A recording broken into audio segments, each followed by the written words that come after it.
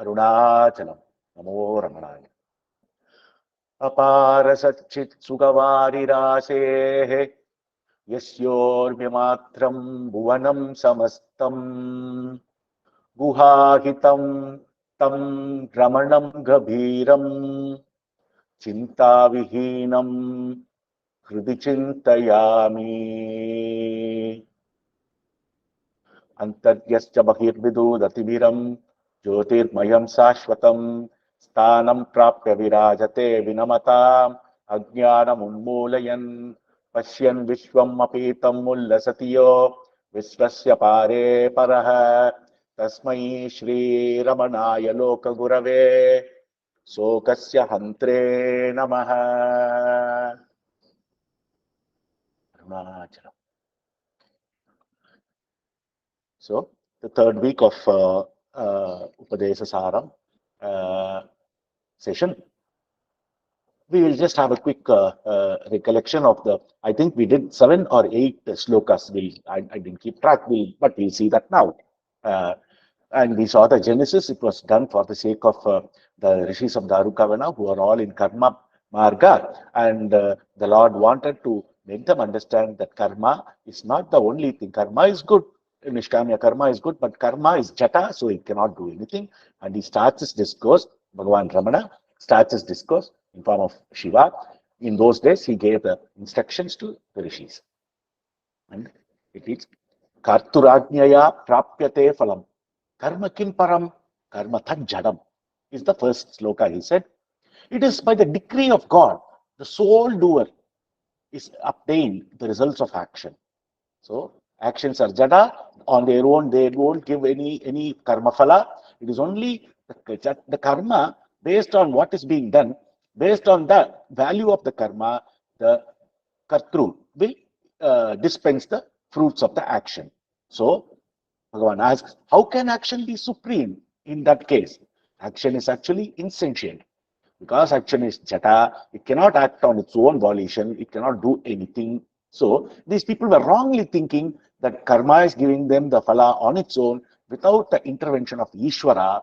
So, the concept of Ishvara, the importance of Ishvara is being taught to them to start with, because they have to be brought back from a very raw mode of doing karma for everything without the consideration of Almighty God. That's how they were. And so Bhagavan started with saying that karma is jata on its own. Karma cannot bestow fruits. So, having said that, is karma, what else is karma other than jata? And how can it actually give any, is karma supreme as you thought all these days? No, it is not. The second song, he says, after giving the nature of karma, Kriti Mahodadau Patana Karanam. Kriti Maho Udatau Patana Karanam Phalam Asashvatam Katinirodakam. Where he says, worldly actions is the cause for one falling into the great ocean of samsara. Its fruit is not lasting and it is obstructive to liberation.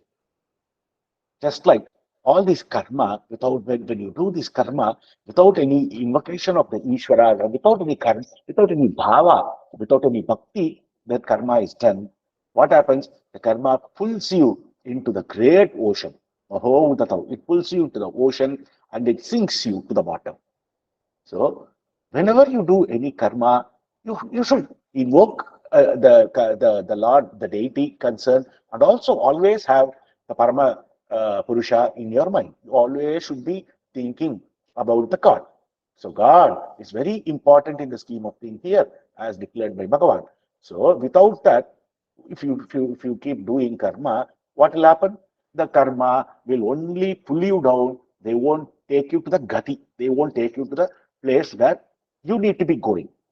Rather, these kind of karma doing with conceit will always pull you down and will be an obstruction towards the journey, towards your journey of realization.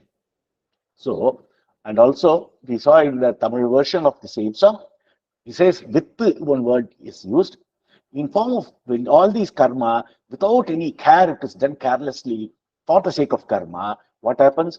They stay in you in form of seeds, in form of bija, and they will come out at again and again and again. They will come out, and so you will be forced to repeat the same karma, the same thing. The same batter which has already been, made into flour very well. Again and again, you keep on doing it. What is the use? It's already done. It has already become a very soft batter. And what is the use in doing it again and again? Similarly, this karma will make you do it again and again. It won't stop. It will keep on making you fall because it is settled in form of seeds. So they will come out. So such kind of karma should be avoided. Should be avoided, not avoided. Should not be done at all. Because any karma you do, without do the Ishvara Arpitam of the karma, as said in the next song, which is Ishvara Arpitam Nechaya Kritam Na Ichaya Kritam Chitta Sodakam Mukti Sadakam. The action which is dedicated to God and is done without desire for the fruits in mind, it makes the mind purify. It purifies the mind and is conducive to liberation. This is the action. If at all one has to do action, how it should be done? All of us are in such a situation in life where action cannot be 100% avoided. At least not yet. Only great, real, ripened souls can avoid a karma, can avoid doing actions. Others, all of us, will have one thing or the other to do. We'll have no choice. We'll be doing either simple things or big thing or whatever it is, but we will be forced to do a lot of karma from time to time. So, how do we do it? Bhagavan says, yes, there is a marga by means of which you can do such karma. That is when the karma, convert the karma into nishkamya karma.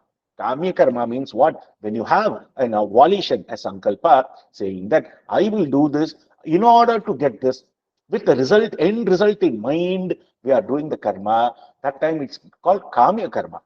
But when you do the same karma with the attitude of whatever happens, let it happen. Let it be a grand success, let it be a total failure.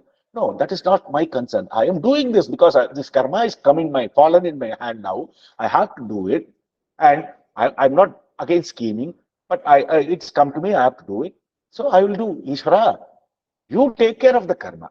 I will do the karma. Yes, I'll have to do it. I'll do the karma. Whatever result you have to dispense out of the karma, do it according to how it is. Whatever is fair according to you, give the result of the karma like that. This is what is known as doing the arpanam of the result of the karma, which means the karma itself, to the Lord. Put all the blame or put all the responsibility on the Lord. That is what we need to do. Bhagavan always used to say, how many million people are coming? No problem. You all put the bharam on me. I will handle it. I will take care of all your concerns. You have no concern. First of all, understand that there is no concern for you, provided you have the attitude of doing everything in a nishkamya way, in a way of doing the arpanam to the Lord. So once you do that kind of a karma, then nothing will bind you, nothing will attach you, and everything will be. And because they don't attach to you, they won't form that bija, karma bija we saw in the previous sloka also. So this is a mind purifier because our mind is getting devoid of all unwanted clutters, and so the mind is going to be pure. So this is one state. Gati nirodhak. In previous song, he said that karma, the kamya karma is gati nirodhakam. Here, this nishkamya karma is what is it? It is purifying. It's purifying in nature. Chitta shodakam is the word Bhagavan used here. Chitta shodakam, mukti sadakam. These two words Bhagavan is put. And because it is chitta shodakam, it shows you the path to liberation. Again, it does not necessarily give you liberation or anything like that, but it takes you into the path of liberation. You will be more fit person. You will be more fit to do, sit back and do vichara or anything, whatever you choose. But this karma will do you that much. No, there is no doubt about it. This karma will ensure that you have a pure mind in order to do the karma. Now, the three songs, he talked about karma, and the fourth song he moves on to say, Kayavangmana Karyamuttamam Pujanam Japa Chintanam Kramat. He introduces the marga of bhakti. Now he is Bhagavan is confident. Now yes, these rishis have understood the nature of karma. This is enough for them. They are able to sit back and understand their folly. So let us take them to the next rung, which is bhakti. So Bhagavan teaches them about the nature of bhakti. So he says, devote action performed by body, speech, and mind, namely worship, japa, and meditation, is increasingly good in that order. See, you see, most people who talk about bhakti yoga, bhakti marga, nobody has, to the best of my knowledge, nobody has given it, opened the concept of bhakti by stating this truth. What are the available things you can do? You can do puja, you can do japa, you can do dhyana. Nobody has clearly, succinctly uttered this like our Bhagavan has done. He is very clear. The beauty of the entire Upadesa Saram, Upadesa India is the kramam, is the step-by-step approach taken by Bhagavan. But okay, in order for you to do, okay, you want to do a bhaktiman, you want to be a bhaktiman, you want to really be a person full of devotion to the Lord. But understand certain nuances like devote action performed by body, kayam, speech, vak, mana, mind. What are these? Out of this, body is needed to do puja. Vak is needed to do japa. Japa is repetition of the name. That vak again can be a loud voice or an internal voice, like using the vocal cords or mentally repeating the name. But at the same time, some semblance of sound gets produced. So vak is needed for japa. And dhyana is a time when you go into concentration, contemplation, not even allowing any utterance. Bhagavan used to say in Nanar, in the book Who Am I? Without even uttering the word called I, you should attend to the feeling called I. So, which means you are transcending the concept of japa. If you repeat it mentally or vocally, whatever mantra you have taken, then it is japa. And it takes a long time. Japa is also purifying. It will purify, but it will take a very long time. Crores and crores and crores and crores of repetition of japa, mantra japa. Only then it will become ajapa. Ajapa is a state where even during deep sleep, that mantra will be running. There is no mind because it is not dependent on mind anymore. It is naturalized so much within us that mind is also not needed. The japa will become ajapa, and the mantra will keep on running on us 24 hours a day, or by whatever division we have of time. So that is japa. And when you go to dhyana without using the mind, it is even more efficacious in the sense that mind is right from the start. The mind is not being put in. We're trying to avoid the usage of mind. We're trying to be, as an initial sadhaka, we'll be using mind, but over a period of time, that mind will get dropped. But the cycle will be faster in meditation or in chintanam. Chintanam is meditation, than in japa, and which will be definitely much more efficacious, that is japa, than puja, because puja is going to take puja is got a lot of mental attitudes coming in when you do puja.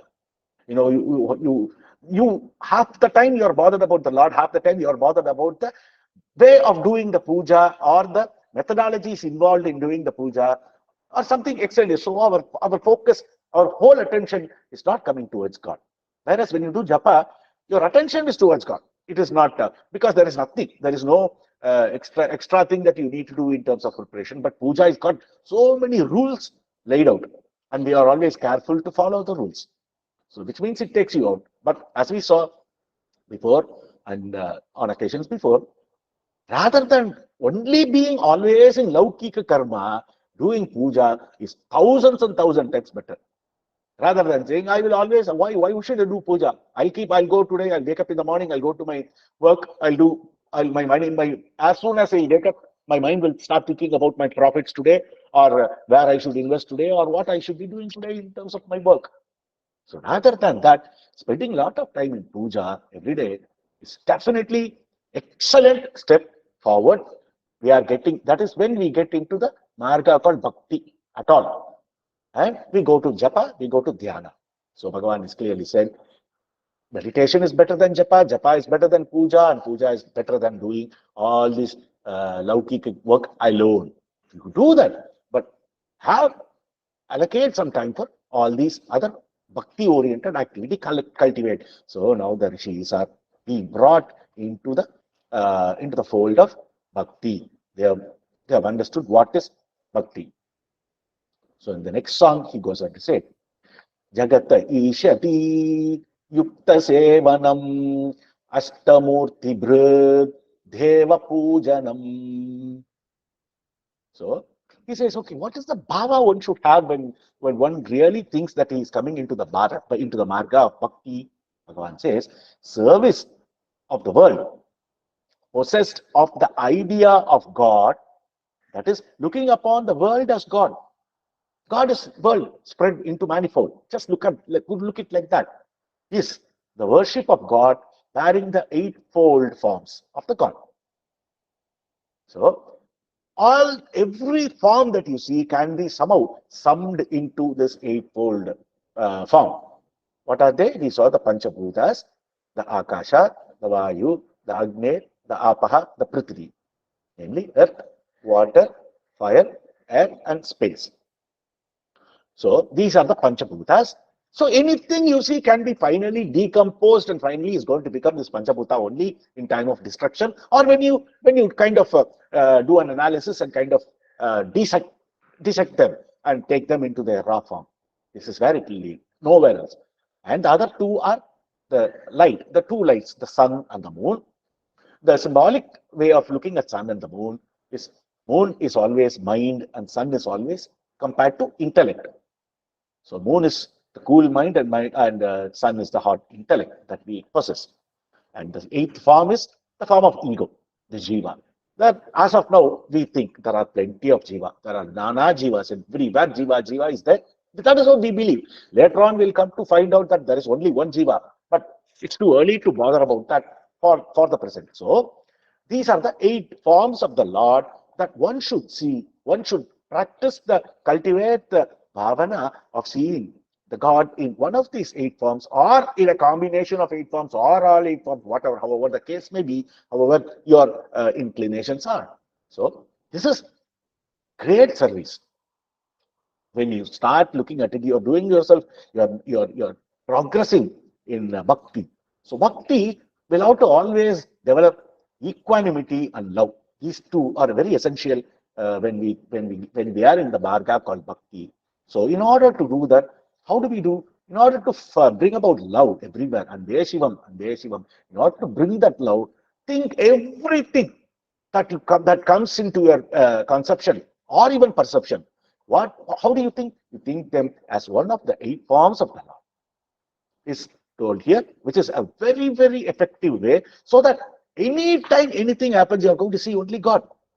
When somebody is come to that level of bhakti, who will do anything wrong? Everybody will be meaningful, everybody will be correct, fair, equal, and all these good qualities will automatically nurture in, and it will pull you up the ladder of the journey that we are trying to undertake.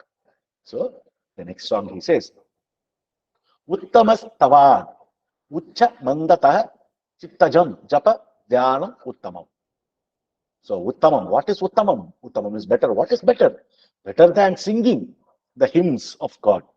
Stavad is the hymns that we sing to the God, like all the kirtanams. So many people, so many so many compositions are there in all languages.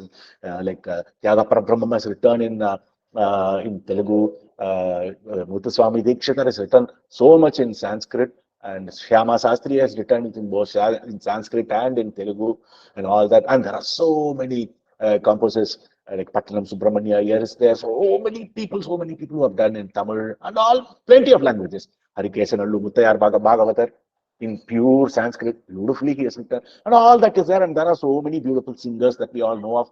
Or there is a little more in the in the type of sloka kind of a thing that Bhadrachala Ramadasu, all those Mahans have written and so many works are there. So all this collectively are called as hymns. So in the start he says Uttamas Tavad. Uttama, excellent, best. You can do stava, but better than doing that kind of a stava, that is singing and all that, being in the kirtanam and all that, is what is better, he says. Chanting the name of the Lord aloud is better than, is better in the sense, is one step higher. You can take it that way than singing.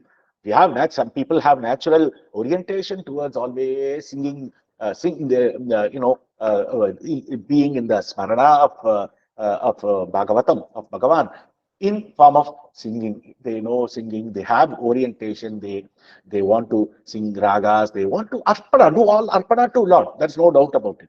So why are they doing all this? They are doing only for the sake of, for the Lord, for the love for the Lord.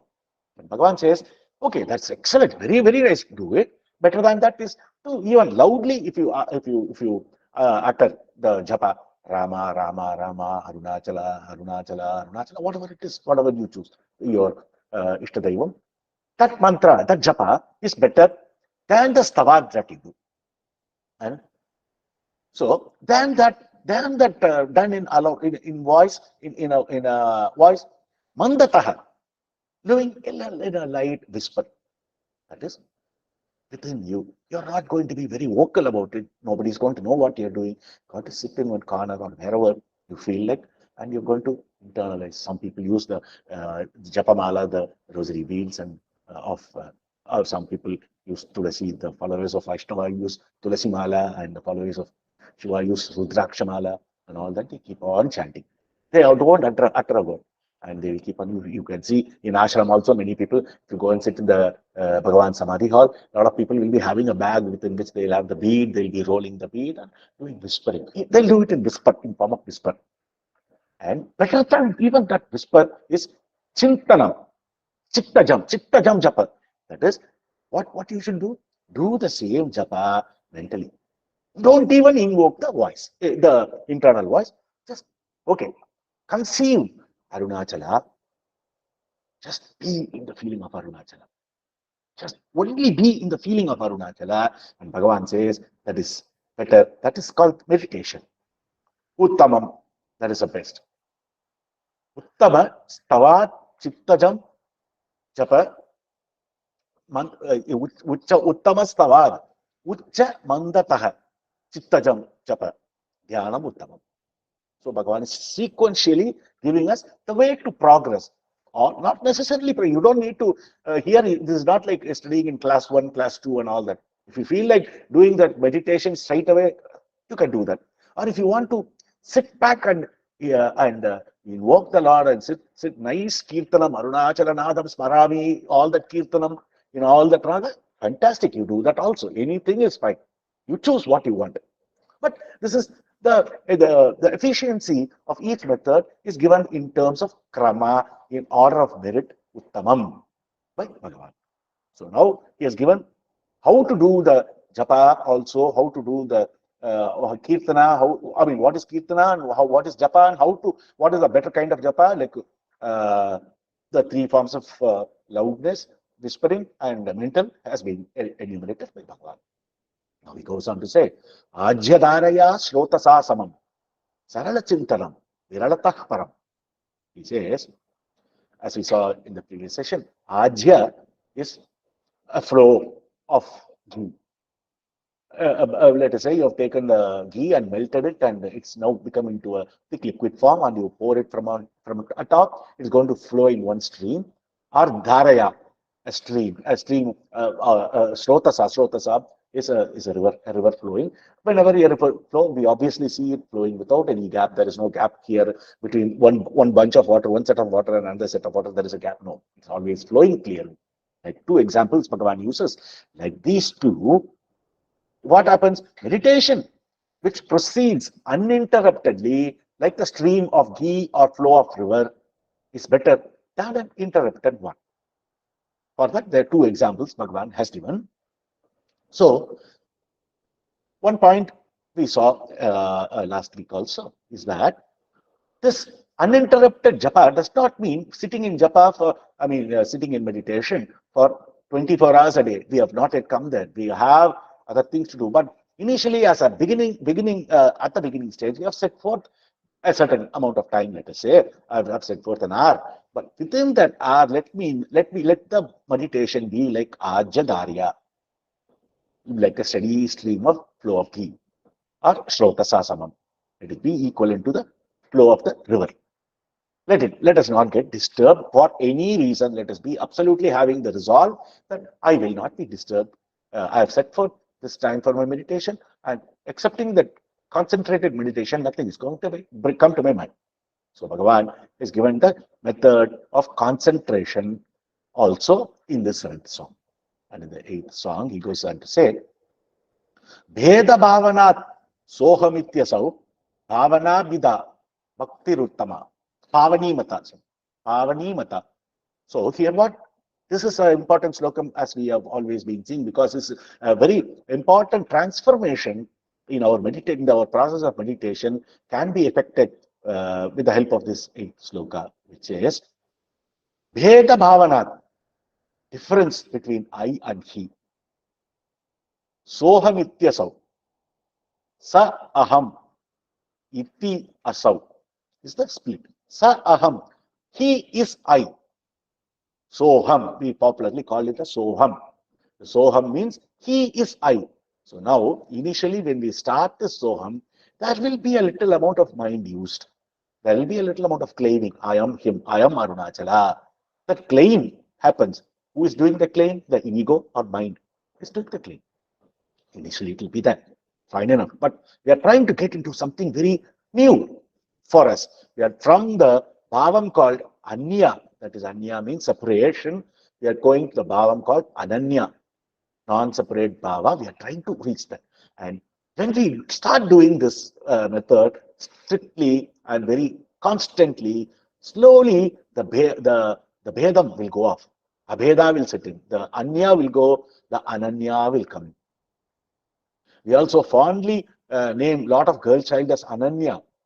This separation, this non-separation is what being talked about in the term Ananya. Ananya is me and the Lord, or the little baby and the Lord, are one and the same. Is a reminder when people are named Ananya.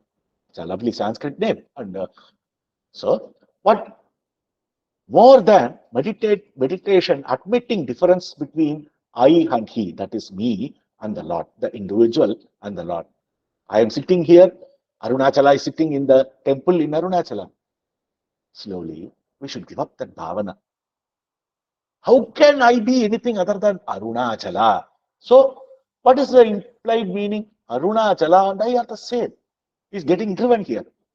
So, more than meditation, admitting difference between I and he, me and the Lord, what he says, by meditation which admits of no difference, that is Soham, as expressed by the term called Soham, is considered purifying and hence better.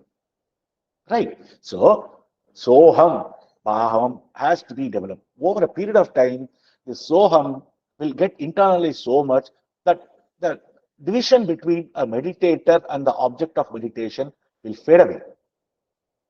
And it will lead to Vichara. The Soham will automatically turn, the Soham meditation will automatically turn into what is known as Vichara. So now I am doing a meditation on an external object or an external feeling called Arunachala. Arunachala, Arunachala. I'm doing my meditation that way. What will happen when you constantly internalize Arunachala, Arunachala? That Arunachala will melt away, and we have seen in many songs in slokas like Aksharavanamalai saying that Arunachala is Aham. So now Aruna, that is the first song of Aksharamanamalai. Arunachalam en ahame nipavar ahattai leraruppai Arunachala is said. So whoever thinks of Arunachala within the heart, as the heart, cut asunder their aham, their individualized feeling, their ego. Is the prayer. First prayer Bhagavan starts in Aksharamanamalai. And that's what is said here. Over a period of time, Sat Soham Bhavam will become naturalized. We will know Arunachala will become Aham. That transformation takes place. When Arunachala becomes Aham, even that notional third person feeling is completely gone. Because the Aham is I. Who else? So I'm no more referring to a second person, third person. I am referring to the first person. The first person pronoun called I is being invoked now. So I'm going to sit back. And my japa is totally undergoing a big transformation without even knowing. I was initially thinking Arunachala is somewhere, I am somewhere. Then slowly, being in that Arunachala is me, Arunachala is me, I am Arunachala, Arunachala. This also has to go somewhere. It will go off on its own. Like Bhagavan used to say, every morning you don't need to wake up and say, sit back and say, I am a man, I am a man, I am a man. Yes, you are a man. It's known. Similarly, the Tattvamasi statements, Aham Brahmasmi, has clearly said, you are that, which means you are Arunachala. So you don't need to again keep on repeating that. It is like repeating, I am man, waking up every morning. So this Tattvamasi or Aham Brahmasmi is not meant to be a mantra. It is a knowledge that you need to have. Internalize the knowledge by means of understanding what it is. Once you start cultivating that bhava, what happens? Rather than doing a lip service using it as a japa, either loud japa or whisper japa or meditation, no. Internalize the feeling that I am Arunachala.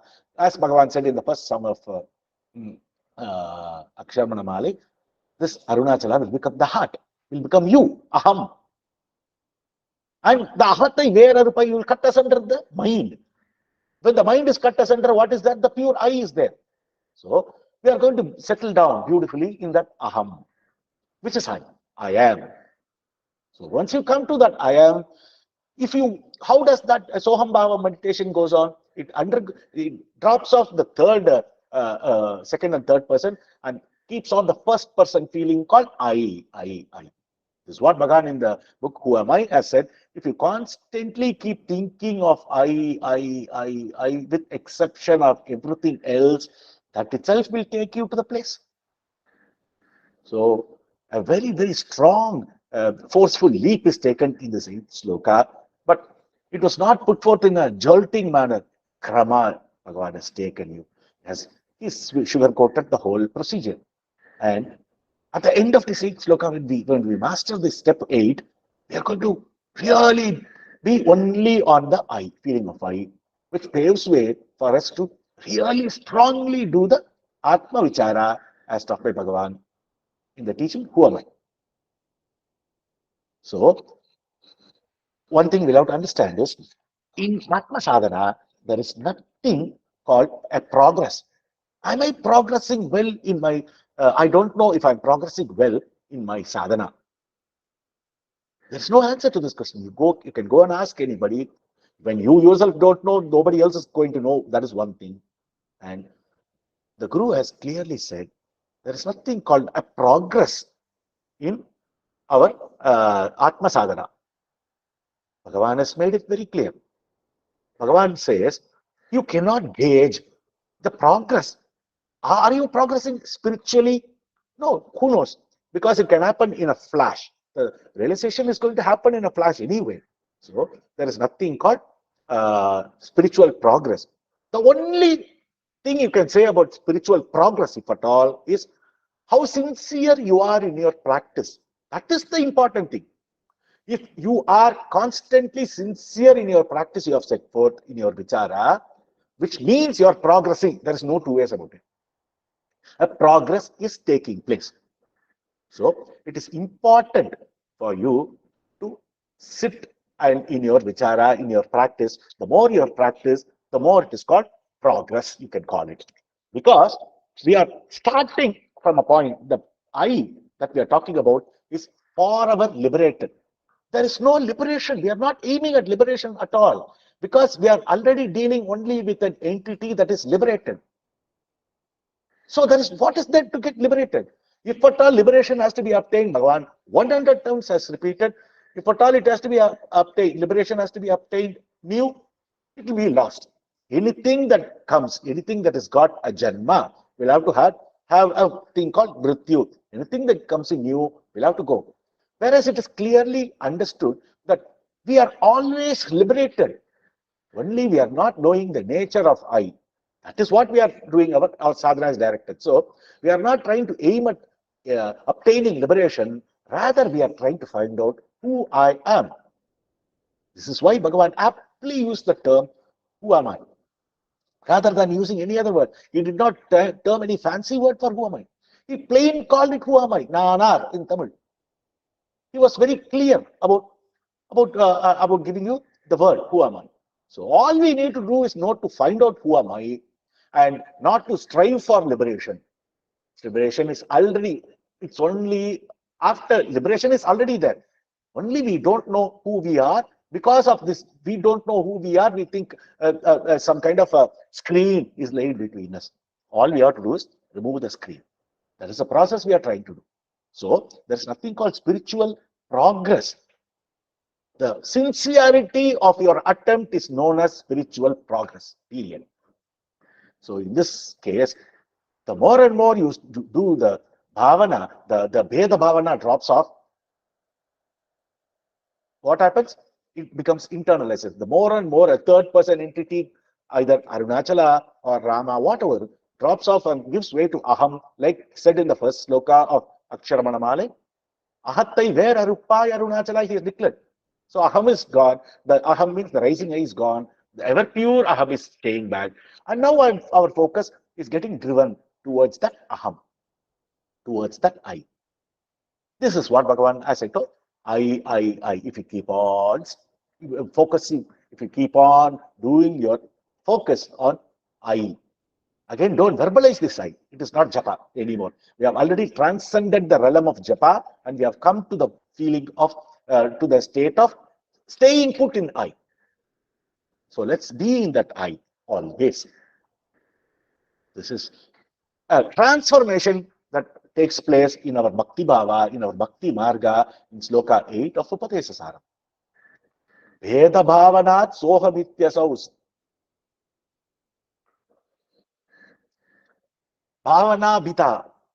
Bhavana Abhita. Pavani Mata. Pavani is purifying. Bhavanat, meditation, Abhita, without difference.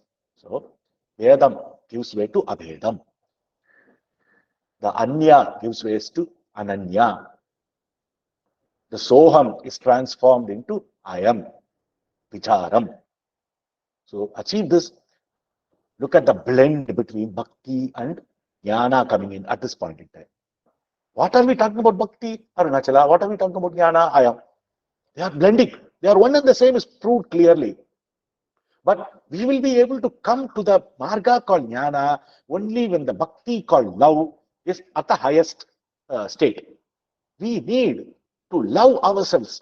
That's the first and foremost thing we need to do. We have to have immense love for ourselves. In Brahadharanya, all of us do have. In Brahadharanyaka Upanishad, when Yajnavalkya is advising his wife Maitreyi, he says, why does a husband loves his wife, or why does a wife loves her husband? It is not because of the wife that the wife loves her husband. It is because of the self. It is not because of for the sake of husband. Oh, my husband has to be the best. He has to be in the best of health. He has to be in the best of everything. No. First of all, it all stems from the feeling called I. So my love for I is established because only if I see him prosper, only if I see him not suffer, I will be happy. So first and foremost for everything, similarly to son. I want my son to be the best in the world. Okay, fine, beautiful. But why do you say that? Because you have love. Because when you will be happy only when your son prospers, only when your son is Satputra. Otherwise, you are not going to be happy. So everything stems from that I, the love for I. And another name for bhakti is love for I, which is popularly called as Ande Shivam. This is what is known as Ande Shivam. The self, the love for self. Shivam is an external word we use, Arunachalam, for I, for Aham. They are one and the same. So the love is Anbu. The love for myself, the love for the self is, Bhagavan started with, when we saw in that Who Am I book, Bhagavan started with, everybody wants happiness because happiness is their innate nature. So first and foremost, when the Shuddha Parabrahman, because of its innate power within itself called Maya, when the Maya engulfs the Shuddha Parabrahman, it becomes the param, Shuddha Brahman, it becomes Parabrahman. So Maya plus Shuddha Brahman is called Parabrahman. And that Parabrahman is Ishvara. The Ishvara that we all pray to, whatever in whatever form we like and other things. And this Maya, when it mixes with Ishvara, it is all pure. Ishvara has Maya. Definitely, Maya is an integral part for Ishvara, but it is called the Shuddha Maya, which is the most purest form of Maya. Now, after mingling with this Ishvara, this Maya, what it does, it starts all its game. It forms Triguna. It forms the Sattva Guna, it forms the Rajoguna, it forms the Tamo Guna. And each one, in turn, mixes with each other, and all the apanchikrita bhutams are made. That is, the subtle elements are made out.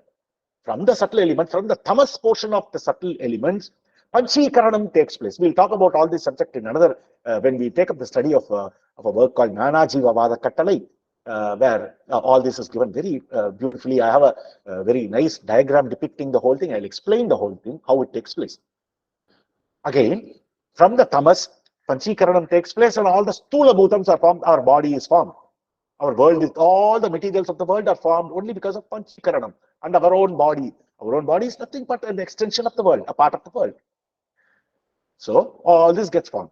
And the Guru finally teaches all this to the Sishya and finally says, now let us do a Apavada. These are all called Adhyaropa.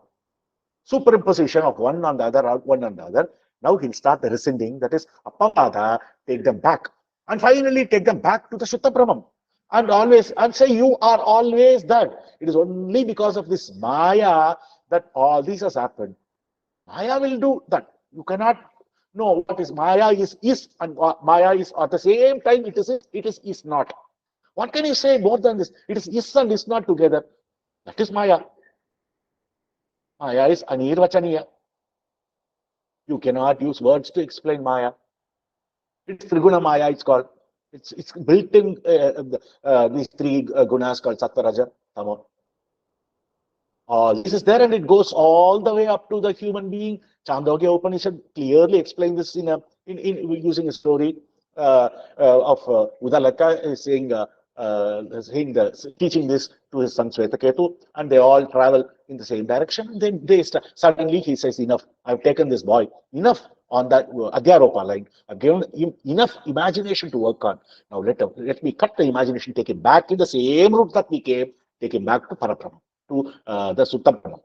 Even transcend the Parabrahman. Because at the state of Parabrahman, Ishvara and I are same. We saying that later on in the song we'll say in the same Upadesa Saram, Irkum Iyarkayal Isa Jivargal Urpurle, our meaning, because of the nature of existence, Ishvara and Jiva are one and the same. So what is the difference between Ishvara and Jiva? The upadhis that they have is different. Ishvara has got Maya as its upadhi, and Jiva has got avidya as its upadhi. And avidya is the one that forms all the world, that creates all the world, that makes you rise up as I, from the spark called I, from the pristine pure Shuddha Brahman. We are always a Shuddha Brahman, so we are descending back. So all this has got some kind of a correlation. Even this Ananya Bhavam, going to this Ananya Bhavam also is in a way a process of apavada, a process of rescinding and going from external. We have gone all the way to celebrating Arunachala in form of Arunachala Murti in the temple, Arunachala taken in the procession. How much we enjoyed all the, we keep on enjoying all the procession. Vasantotsavam is the great example that we had last time. We saw last time also, and all people in Arunachala, living in Arunachala, are enjoying the Vasantotsavam so much, and the next one is going to come, next one will keep on coming. So from there, we went to, that is one form of worship. Then we go around the hill, we see the same Arunachala in Adiyannamalai, other places, and we see the form of hill and everything. Slowly rescinding takes place, a process of apavada takes place, and these, at one point in time, they are able to intuit that Arunachala is me, Arunachala is aham. Arunachalam yana ahame ninipavara hattai vera rupai Arunachala. So I am Arunachala is established. So once what happens when I am is established, I am only in, at this point in time, the difference between the Jiva and the Ishvara is gone. Jiva comes to know, I am Ishvara. This is this is how Advaita is taught to entry level folks like kids. You can introduce Advaita saying that I am God. Other schools have their own way of interpretation, but our moderation is like Visishtadvaita will say always a jiva is an amsa of the Parabrahma. He cannot be the Parabrahma, but he can be the amsa of Parabrahma. And the Dvaita school says jiva is always jiva, Ishvara is always Ishvara. Jiva will only be a servant of Ishvara forever and forever and forever. That is the highest state. If you become the servant of Ishvara, you have come to the highest state of liberation. It's their claim. That's okay. We are all followers of Bhagavan. We are all followers of Shankara Bhagavat Pada and such people. So what we take Advaita as our mode, and we say we have to merge the concept of Ananya Bhava will have to come in. The 8th sloka will be practiced to the. This is why I wanted to spend always maximum time in this 8th sloka, because it cultivates the best bhava conducive for Atma Vichara. With this bhava, with this clarity in mind, once you sit for your Atma Vichara, who am I, it's going to be falling in place very well, because you're going to totally leave off all second and third person, always be focused on the first person called I, which is the only working capital that is needed for the method who am I taught by Bhagavan. Okay. So from this 8th song, Bhagavan goes on to say in the 9th song, by the strength of such meditation, Bhava Shunya Sat, Bhava Sustitihi, Bhavana Balat Bhakti Ruttama. So here he says, Bhava Shunya Sat, Bhava Sustitihi, Bhavana Balat Bhakti Ruttama. Bhava is the thought, Shunya. So when the bhava becomes shunya, that is without any thought, devoid of thought. Sat bhava, being in the state of sustitihi, being well established in the state of non-thinking, where the bhava becomes shunya. Bhavana bhalat, meditation by the strength of devotion is the highest. So by the strength of such meditation, to remain well established in the state of real being. What is that? The one obtained in the sloka 8. We obtain now because we have dropped the Bheda Bhava, we have come to Abhedam. And when we come to Abhedam, what happens? Our bhakti is getting strengthened towards us. By the strength of such meditation, to remain well established in the real feeling of I, devoid of any thoughts. No thoughts is there at this time. This is Atma Vichara. It's the highest devotion. Taraha Bhakti, taught by Bhagavan. So, here, just to give you a little more on this same topic, it's very important topic for us to proceed towards our Atma Vichara as we go down the lane. By the strength of meditation, that is, by the strength of such Ananya Bhava obtained through the previous song, abiding in the state of being, which transcends meditation. Now, meditation means, as we saw many times, meditation means there is a meditator, there is an object of meditation. Now, lock, stock, barrel, we are leaping and going to the other side. There is no more meditation because we have transcended meditation. We have gone past the concept of meditation itself. So, what happens when we do that? When that alone is true, supreme devotion. Bhagavan declares. That is called Parabhakti Tattvam. Parabhakti. That is what is known as. So, in this sloka, it is again the output of the previous sloka is this sloka. The output of the 8th sloka. Bhava Shunya Satbhava Sustitihi. Being well established. Bhavana Balat. Bhakti Ruttama. This is the highest bhakti one you can. This is the culmination of the bhakti marga. Beyond this, there's nothing called bhakti.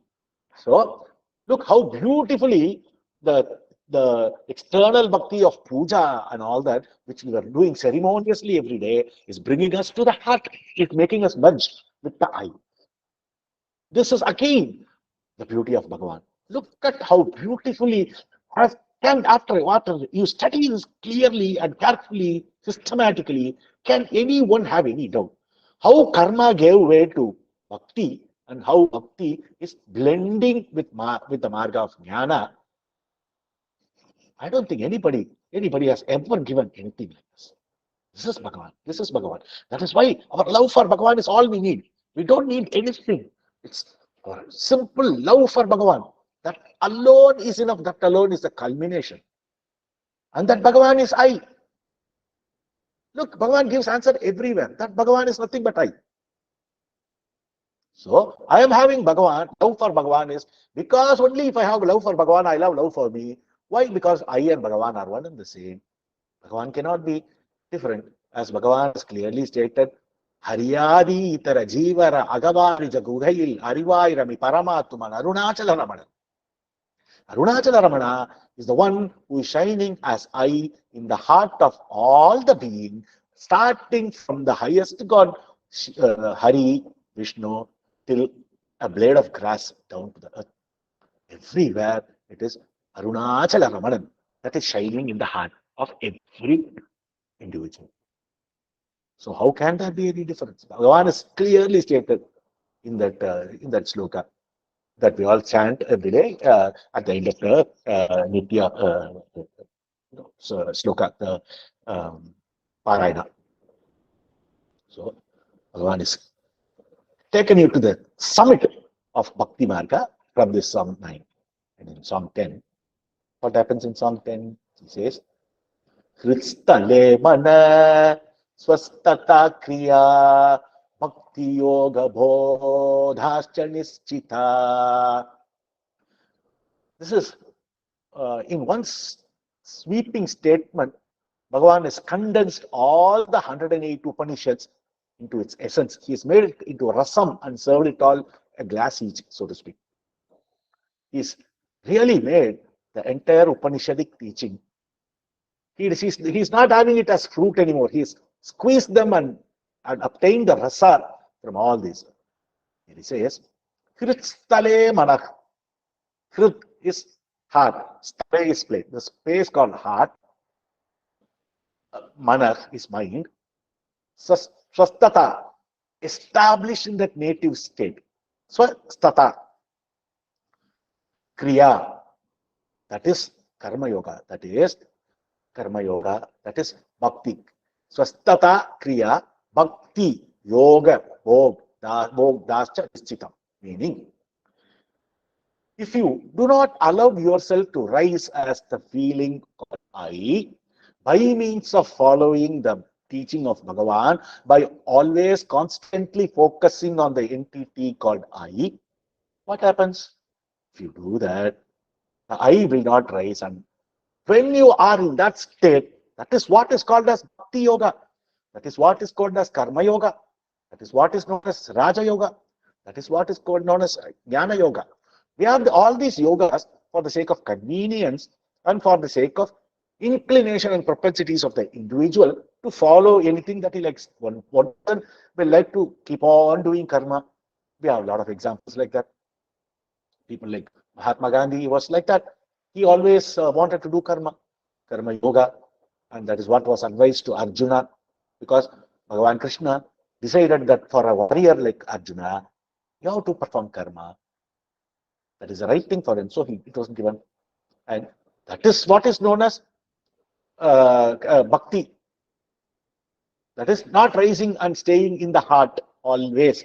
Not rising as the ego called I, not coming as an individual I, always remaining in the heart.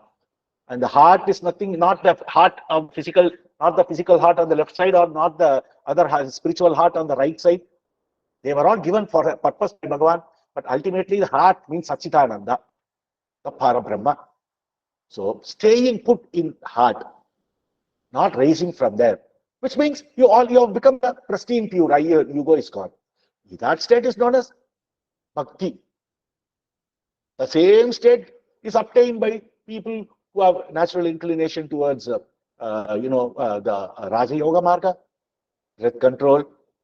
Through breath control, they want mind control. They raise their Kundalini. They go travel to all the chakras, the 6 chakras, the Mooladhara, from Mooladhara to Sahasrara, and they dip back like a honey drop into the heart, and all that. Is that there are a lot of technical physics. I'm totally not aware of most of them, just to a few names here and there. I've never ventured into that marga. That was not for me. Look, why I need venture into that marga? Because I thought this is the marga I want. Like that. Another person may have some bhakti will be dominant for that person, or this breath control and the other, the Patanjali yoga kind of a thing can be important to them. So everything is the same ultimately. I sit in vichara and I don't allow my eye to rise and I stay back in the source. That is jnana yoga. So Bhagavan is given a name. As to all these names are Namkya divisions only. They are all attained. They all come to the same meaning when you don't rise as I as the ego and settle down in your heart peacefully, blissfully in that state. Merge one with the Satchitananda Parabrahma. On that. So that is known as. So Bhagavan in this one song clearly establishes all the margas, no fight, no quarrel between anyone. Nothing is needed. Because all you need to achieve is to be in the Hritstala, the place of rising. Hritstale. Hritstale Bada Sastvastata Kriya Bhakti Yoga Bodhascha Nischitam. So, after talking about the Karma Yoga and the first 3 songs and Bhakti Yoga till the song called 9, the song 10th, Bhagavan sums up all the yogas before going to a little to the Raja Yoga Marga. So Bhagavan has, in essence, merged all the yoga in one, and in the 11th song, he ventures into the Raja Yoga Marga. Vayu Rotana Liyate Manaha Jala Pakshivat Roda Sadhanam. So, Vayu Rodana, that is, Rodana is to restrain, Vayu is the breath, restraining the breath, Liyate Manaha, the mind becomes Laya, it becomes quiescent, it becomes calm.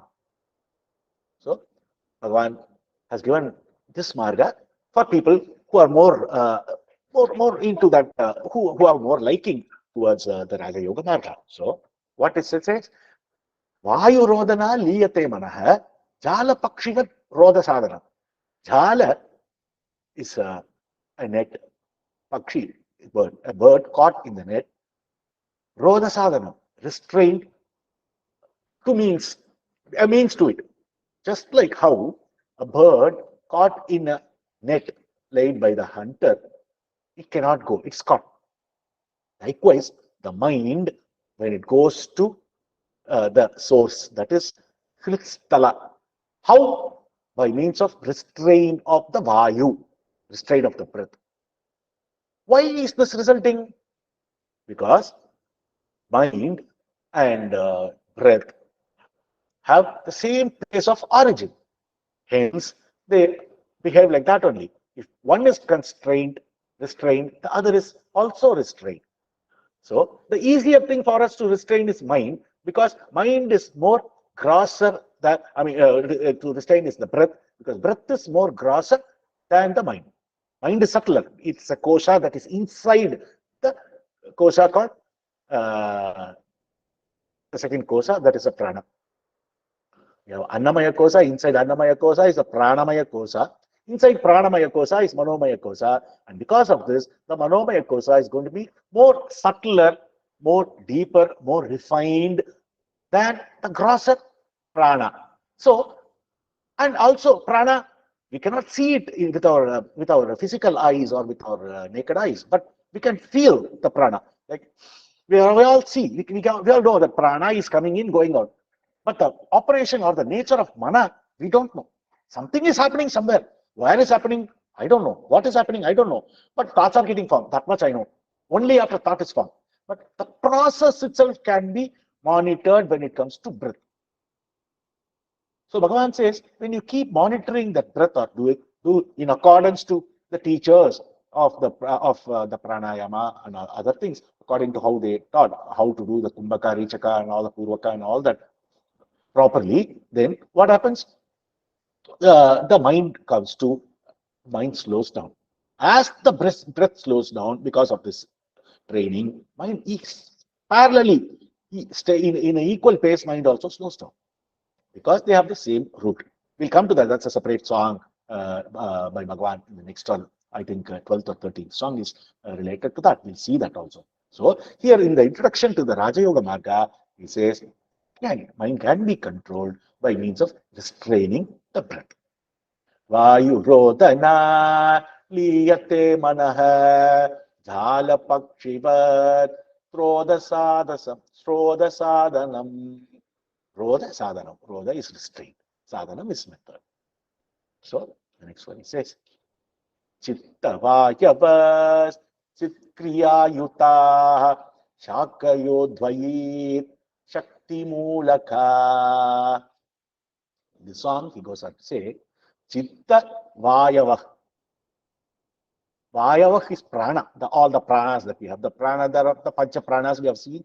We'll be seeing at another point in time, like when we see the Nana Jivavada Kattalai, as I told earlier. We'll see all the details of the prana, prana vayu, the prana, udana, samana, apana, all the pancha pranas we'll be seeing.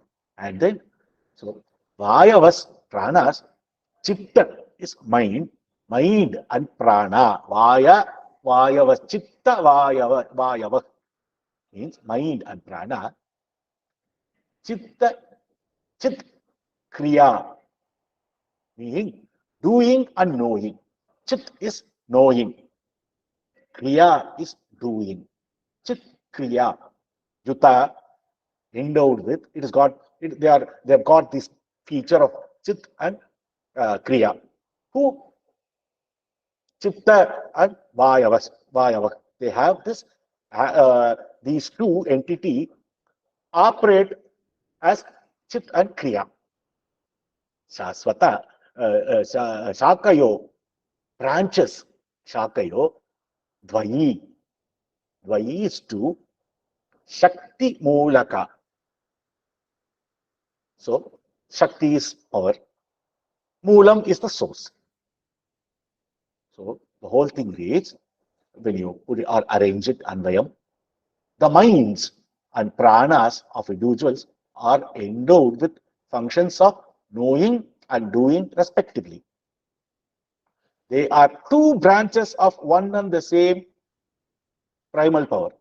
This is why we say when we restrain breath, the mind also comes because they have the same common place of origin. So both operate in the same way, only one is grosser, the other is a little bit more subtler. So the reason for mind, why mind is controlled when prana is controlled, is that both rise from and sets into the same place, same Shakti. That is what is known as the heart.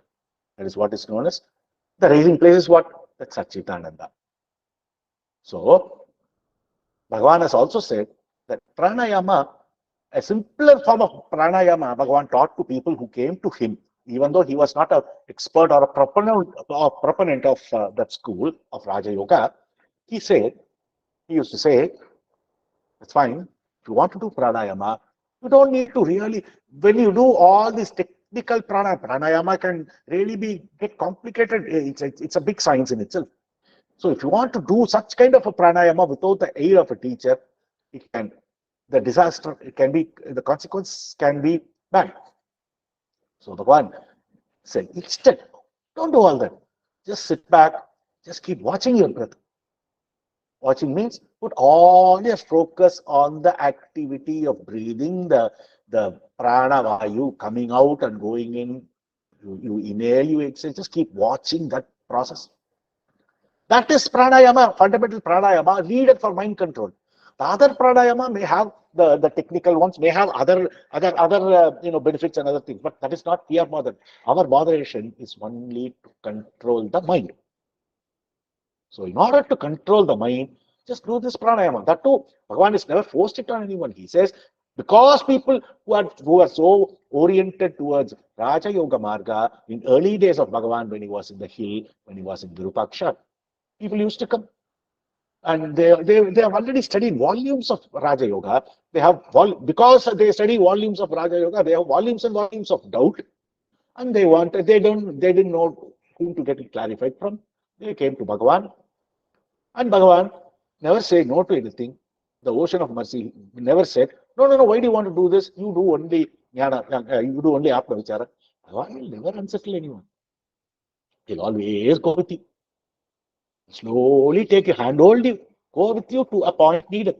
Then he'll say, okay, you have done all this.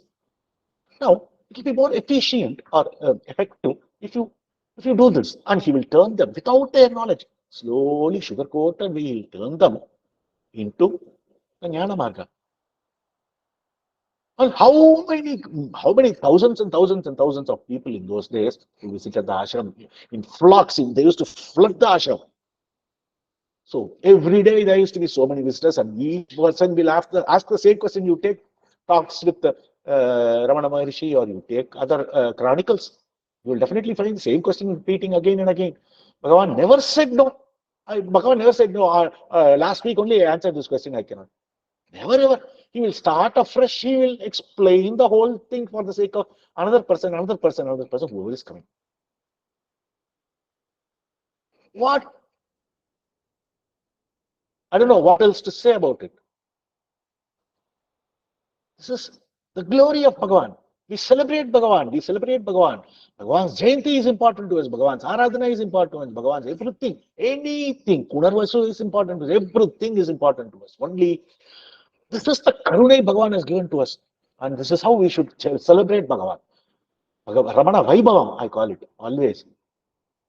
It's nothing but full of celebration with Bhagavan. So he's brought it here. So for such people who are interested in pranayama, he gave, just keep watching the breath and your mind will get control. That is what you wanted. That is why you did pranayama. So keep watching, mind will slowly calm down. So people initially can do this. Some people will go directly to the Vichara Marga, which is, if you have the strength, like it, you don't need to do all the steps, intermittent steps. You can directly go to Vichara Marga, which you will start seeing from the Sloka 16 onwards. That is how Bhagavan is taught. First song he said, if you control the mind like the bird caught in the net, if you control the breath, the mind will also get controlled because they have the same place of origin. So as said in this sloka. So if you have prana, if the prana, why if prana is controlled, mind is controlled? Because both of them rise from the same root. They all come from the same place. So Bhagavan is given one more song in Raja Yoga Mata, and the next song in 13th song he goes, Laya Vinashane Ubhaya Rodhane Laya Gatam Punar Bhavatino Mrutam. Laya Vinasha. There are the two ways of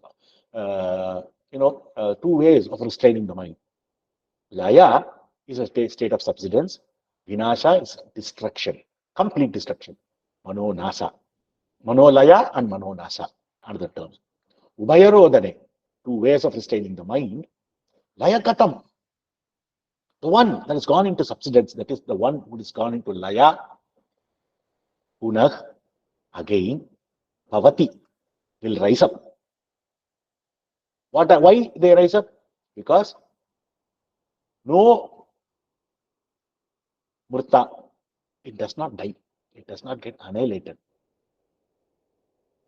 No, no, the word no is split into na plus u. Now u, that is no, not. It's a negative word. No, not. That is you. The au is used for emphasize. It is a very common practice in Upanishadic literature to use that. How, oh how, oh how, oh. Ahamannam, ahamannam, ahamannam, ahamannado, oh ahamannado, oh ahamannadaha, ahattislokragad, and all this U, the U sound is Shokamayata. There's it. Emphasis. This is an emphasis term. So here when Bhagavan says no, it means na plus u. Na means no. It is summed up. But the u is emphasis, which means he emphatically states mrityu. It won't get annihilated. So what is gone into laya will come back again at an appropriate time. Or when the propensities, all the vasanas rise up, it comes up again. We have talked about this story of this yogi going into a samadhi and staying in this, asking for a cup of water to his sishya and going into samadhi, staying in that samadhi for years together, before which the entire thing has the entire thing has gone into a completely changed. The river by which he was sitting has changed its course. The city itself has become different. He is still in his samadhi. And suddenly he wakes up and asks, he shouts, "Where is the water I asked for?" After 400, 500 years, whatever. So this is how laya happens. When you are in the state of laya, it's happy samadhi, no mind. The moment, but what goes into laya will definitely come up. Our everyday sleep. We go into waking, from waking we go into dream, when from dream we go into deep sleep. In deep sleep we drop all the upadhis, there is no mind. The mind is gone into laya at that time, not into nasha. That is why when the vasanas come up in the morning, we wake up, or whenever is the appropriate time, we wake up and come back to our same jagrat and do the same old thing. So cycle keep repeating because we are achieving the state of laya. How is the state of laya achieved? Only because you are tired and automatically it drops off. But if you do it consciously during the very much in the waking state, in the state of Jagrat, you bring the state of the Sushupti, the deep sleep, into Jagrat. That is what is known as Mano Nasa. When that happens, the mind, because the vasanas are burnt at that time, mind will not come back again. The mind is gone. That is Vinasha. Laya Vinasane, Ubhayarodhane, Laya Gatam Punar, Bhavatino Mrutam. So these are the nature of laya and vinasha.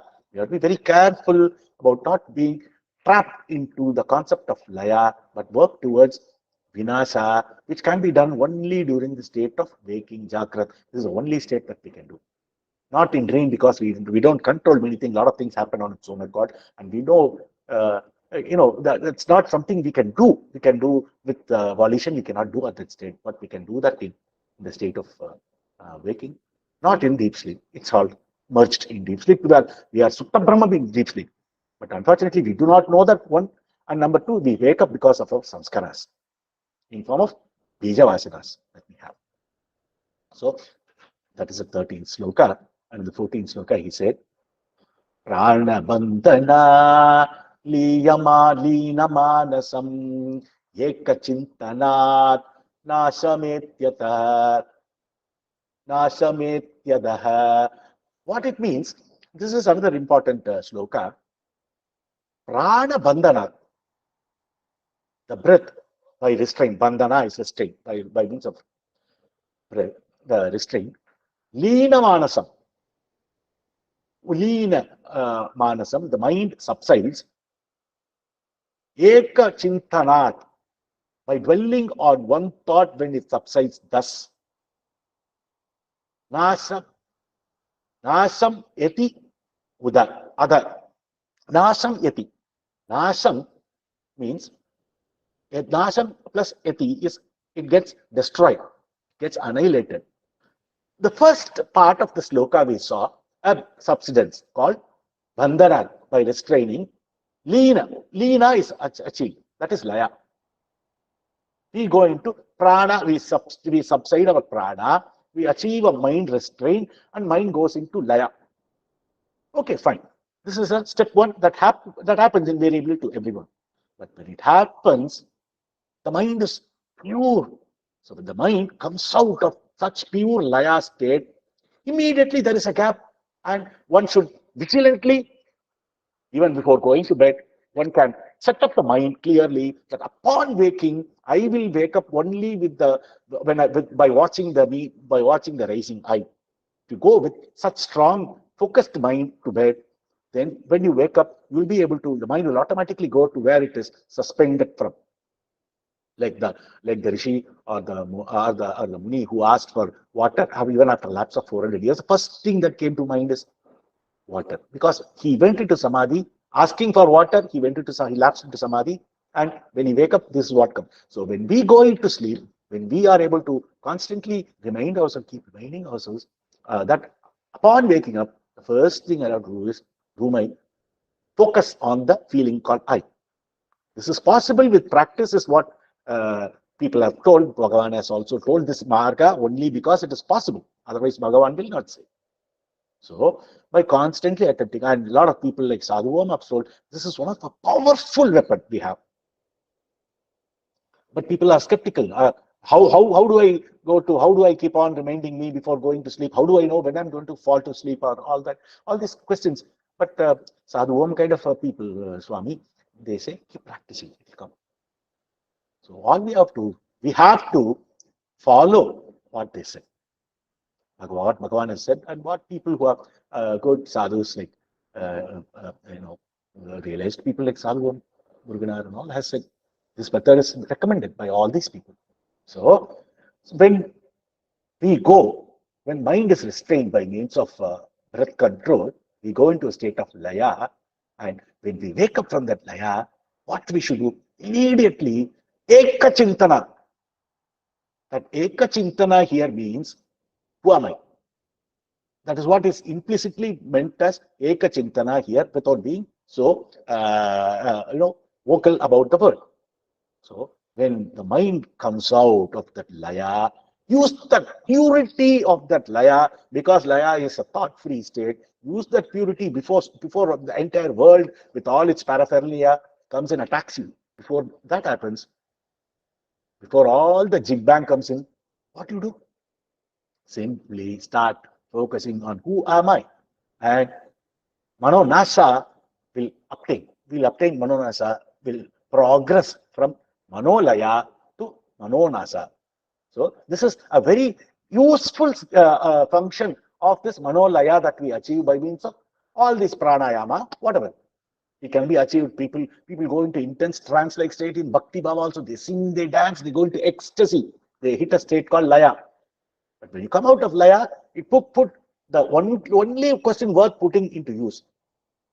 The very mind that has subsided through rising to restraint of the breath gets annihilated by dwelling into that one single thought, and that one single thought is nothing other than putting the question, who am I? So Bhagavan has given how to come to the culmination using the Raja Yoga Marga, using the breath constraint. And in the 15th sloka, he says, Nashtamanaso Krishna yoginah krityamasti kim swastitim yatah. The words are beautifully laid out here. If you can break and see, Nashta Manasa Utkrishta Yogida Krityam Asti Kim Swastitim Yata. Nashta is after annihilation of the mind, either in the method said before in the previous song, or in any other method for that matter. Bhagavan is describing the nature of the yogi that has come to that state. Nashta Manasam, one who has lost the mind completely, annihilated, not subsided, not laya, who has attained Mano Nasa. Utkrishta is great supreme. Utkrishta is highest yogina. The yogi who has achieved this Utkrishta state, the greatness of killing the mind, of annihilating the mind. Nashta Manasam, who has achieved Manasa Nashtam, by means, which is Utkrishta by the yogina. Krityam Asti Kim What is there for him to do? Krityamastikin, he has achieved what is known as swastiti, his own state of being. Swastiti. Sthiti is a state. Swa is your own. Your own prime, pristine, pure I have reached that. Yataha. Because you have reached that state, what is there for a yogi? What carries? He'll happily sit, lie down in a scorching sun also. He is cat, no cat. He's absolutely happy. Full bliss is pouring from all through his being. His being itself is bliss. That is what this is why language will start failing us. All this dualistic language will give us wrong meaning. This is why a lot of commentaries go wrong, because people try to use so many words, so many verbiages, so many explanations, so many commentaries, and the beauty is getting destroyed, and the substance is getting distorted. Because when you see his being is full of joy, his being is joy. They are one and the same. Sat, Chit, Ananda are inseparable nature of Parabrahma, which is Sat is nothing but the state of being. Chit is consciousness.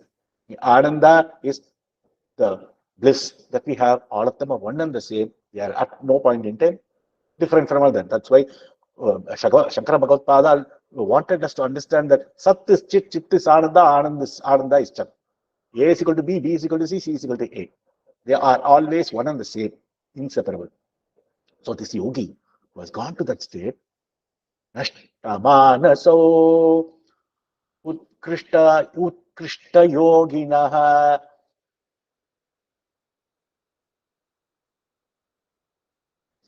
I'm sorry, I lost my trail of thought. Nashtamanaso Krishta Yoginaha Krityamasti Kim Swastitim Yataha. So he's reached, the yogi has reached such a state of Utkrishta, which is Mana Nashta, Nashta of Nashta of the Manas, and Swastiti, he's reached a Swastiti. So what is there for him to do? Krityamasti, what has he to do? Is achieve the ultimate state here in this sloka. This is what is aimed at. So Bhagavan gracefully started off for the sake of the Munis of Dhanuka with this, in order to make them understand that futility of doing karma alone without having a consideration, without having love for a God. They made them come into that path and told them karma is jata, and karma nishkarma is nishkamya karma is always good if you can do it with Ishvara Arpita. When he comes to the Bhakti Marga, he talks about the various gradation of the Bhakti he starts with Puja, Japa, Dhyana, all that he gives the nature of all these, and then he transforms to go on from the state of Anya Bhakti to Ananya Bhakti, which is the ultimate we can go, where the Aham, the rising I, is getting destroyed or getting merged. And he also said, what is known as all these various yogas we are talking about, other than not allowing the rising of the I, not allowing the ego to rise as an individual. Once that is achieved, that is a culmination of Bhakti Yoga, Karma Yoga, Raja Yoga, Jnana Yoga. He said that. Then he talked about the restraint of the breath. When you restrain the breath, just like how a bird is caught in the net, the mind will also subside. It won't fly away. The mind will stay as long as the breath is restrained. And then he also talked about the same branch of the issuing of breath and mind. That is why if one is controlled, the other is also controlled. Where mostly in this marga, it is easier to control the breath, which is more gross, which is available for us to observe. So it will go.